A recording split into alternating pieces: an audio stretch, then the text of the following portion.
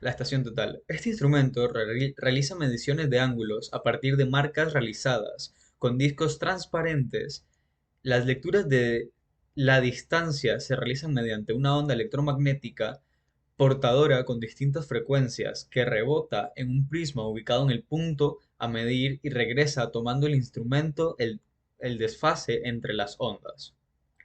Algunas estaciones totales presentan la capacidad de medir a sólido, lo que significa que no es necesario un prisma reflectante.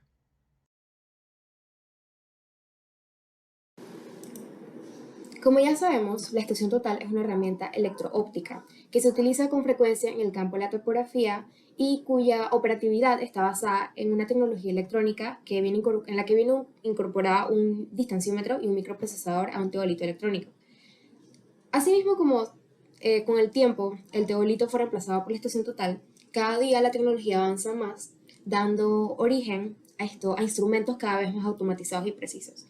Y de esta manera, de la estación total pasamos, de una estación total manual pasamos a una estación total robótica.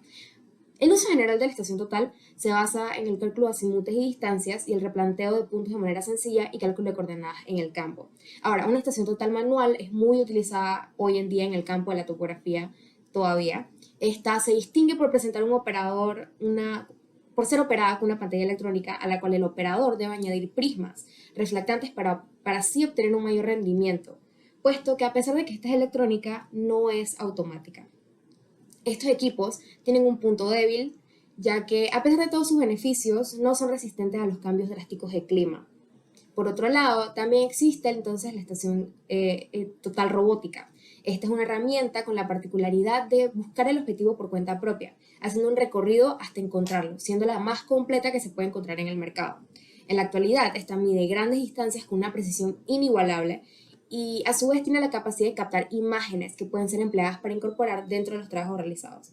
De manera que ambos son instrumentos que cumplen con esto en general el mismo objetivo. Sin embargo, cada vez los instrumentos se van volviendo más automáticos y van avanzando más en el campo de lo que es la tecnología y que van facilitando entonces el trabajo del operador humano y también esto ayudan a evitar entonces los errores humanos de cada instrumento.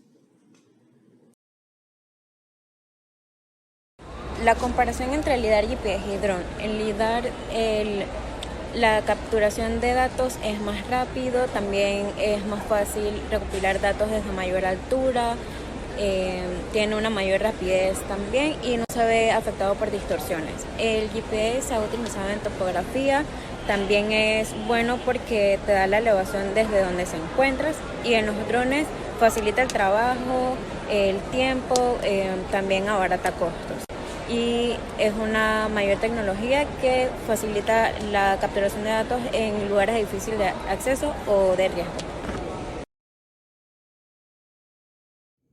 Hola, mi nombre es Fernanda y voy a hablar sobre el cierre de poligonales cerradas. ¿Qué son las poligonales cerradas? Son las que tienen el punto de inicio en el mismo punto de cierre, proporcionando por lo tanto control de cierre angular y lineal. Una poligonal cerrada tiene controles angulares o lineales y por lo tanto los errores de las mediciones pueden corregirse o compensarse. ¿Qué es el ajuste de una poligonal? Es el procedimiento mediante el cual se establece la congruencia geométrica entre los ángulos y las longitudes de una poligonal cerrada.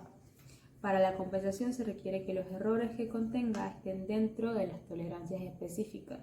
Este es el propósito de que al llevar a cabo el ajuste, no deforme demasiado la configuración geométrica original.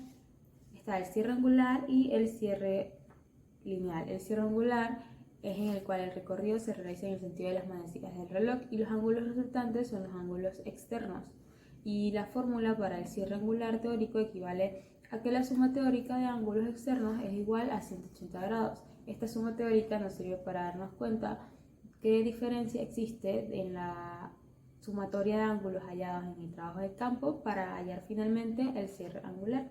Y el cierre lineal se puede definir como la distancia existente entre el punto inicial y el punto final de la poligonal una vez compensado el error de cierre angular y se obtiene a partir de las proyecciones otorgándoles a cada uno de los lados del polígono.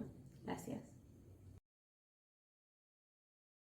Hoy vengo a hablar de las formas de calcular el área de una poligonal cerrada. Antes de hablar de los métodos en específico, quiero especificar la importancia de la precisión y la exactitud a la hora de hacer las medidas de un polígono dentro de un campo. Esto es importante debido a que tiene que ser cerrado. Entonces, si hay unas fallas en las mediciones, habrá una diferencia en los resultados de los ángulos y por ende no se va a poder calcular el área correctamente. Estamos trabajando con los polígonos que son cerrados, no abiertos. Entonces, para empezar con los métodos, el primero es el método de las coordenadas, que este método se basa en, primero, saber las coordenadas de todos los ejes, de todos los vértices dentro del polígono, y se debe saber la coordenada norte y las coordenadas estes dentro de estos ejes. Entonces, después se aplica una fórmula que se va a poner aquí. Esta fórmula funciona de dos formas en específico, que hay que hacer cálculos matemáticos y básicamente es esa forma simple de saber cuál es el área del polígono. Ahora la siguiente forma es un poco más complicada, que es el método de la doble distancia meridiana. Este método se basa en un plano cartesiano, pero en lugar de poner letras, se va a poner n, o sea, norte, sur, este y oeste. Entonces, el eje norte-sur, que es el que mide la longitud, básicamente sería como el eje Y, lo vamos a denominar el meridiano.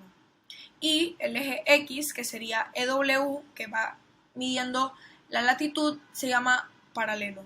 Entonces, para determinar el área dentro de este modelo, básicamente agarras el polígono y mides la distancia de cada punto dentro del polígono hacia lo que sería el eje Y o el eje meridiano.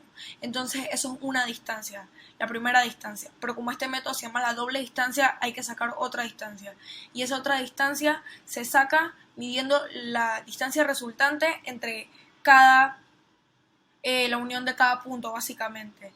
Entonces también vamos a incluir fotos aquí de lo que estoy hablando para que se pueda observar de forma gráfica.